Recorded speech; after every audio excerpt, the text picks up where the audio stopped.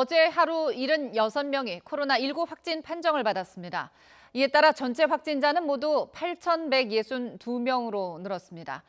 하루 신규 확진자가 100명을 넘진 않았지만 코로나19 확산의 여전한 우려 속에 정부는 또 한 차례 개학 연기를 검토하고 있습니다. 취재 기자 연결합니다. 이승훈 기자. 네, 이승훈입니다. 네, 20여일 만에 신규 확진자가 100명 이하로 확인이 됐죠? 예, 그렇습니다. 어제 확진 판정을 받은 코로나19 환자 모두 76명입니다.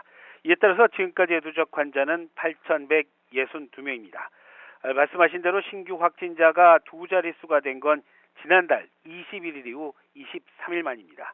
하루 수백 명의 신규 확진자가 나오던 데 비하면 뚜렷한 감소세입니다. 어제 하루 추가 사망자는 모두 3명, 이에 따라 누적 사망자는 75명이 됐고요.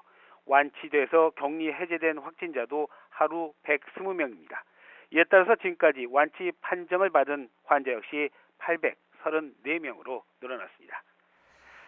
네, 지역별 상황도 정리를 해주시죠. 네, 대구와 경북의 신규 확진자가 눈에 띄게 줄고 있습니다.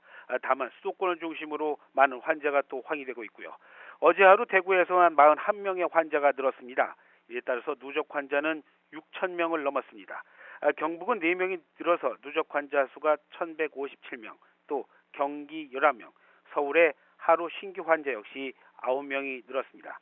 이 밖에 부산 3명, 충북 3명, 인천 2명, 광주 1명, 울산 1명, 그리고 세종에서 1명이 더 확인됐습니다. 네, 말씀하신 것처럼 추가 확진자 증가세는 주춤하지만 여전히 소규모 집단 감염이 나타나고 있습니다. 이런 상황을 고려해서일까요? 정부가 초중고 계약을 추가로 연기하기 위한 논의에 들어갔다고요? 예, 그렇습니다. 정부가 두 차례 늦췄던 계약, 또 한 차례 연기하는 방안, 현재 적극적으로 검토하고 있습니다. 계약 연기 여부의 발표일은 오늘 17일이 유력해 보입니다. 계약 연기는 오는 23일에서 한두 주 더 연기하는 쪽으로 방향을 잡았다, 이런 말도 나오고 있는데요. 이럴 경우 전국의 유치원 그리고 초중고등학교는 사상 처음으로 4월에 개학을 하게 됩니다. 앞서 유은혜 부총리 지난 13일이었죠. 전국 17개 시도 교육감들과 개학 연기 문제를 협의하기도 했는데요. 이 자리에서 권은희 대구 교육감은 2주 연기를 요구했고, 조유연 서울시 교육감 역시 이에 동의했습니다. 그렇지만 그 학사 일정 등을 이유로 일주일 또는 23일 개학을 주장한 교육감도 여러 있었던 걸로 알려지고 있습니다. 교육당국이 고민이 많은 이유가 있습니다. 개학이 연기되면 1학기 수업 결손 문제도 있고요. 무엇보다도 수능 연기까지도 연결될 수 있는 상황이기 때문에 걱정을 하고 있는 겁니다.